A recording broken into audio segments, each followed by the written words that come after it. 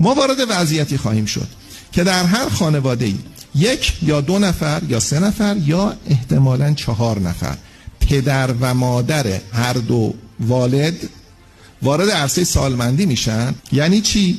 یعنی یه زوجی که الان مثلا 40 سالشونه، 35 سالشونه، 45 سالشونه، اینها اکثرا تک فرزندن، نه برادر دارن نه خواهر، پدر مادرشون 70 رو رد میکنن.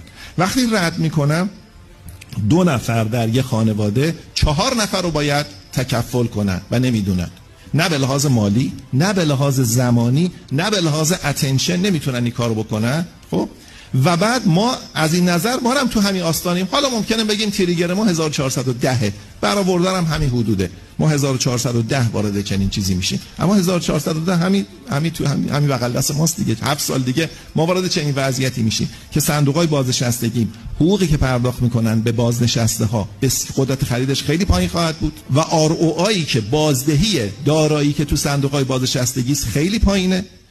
تورم هم با این وضعیت ادامه پیدا میکنه و بعد آوت آف پاکت مانی، چیزی که در واقع فرزندان میتونن از جیب خودشون پرداخت کنن برای که هزینه های پرستاری پدر مادر رو بدن خیلی پایینه.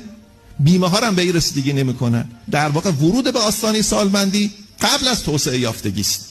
ما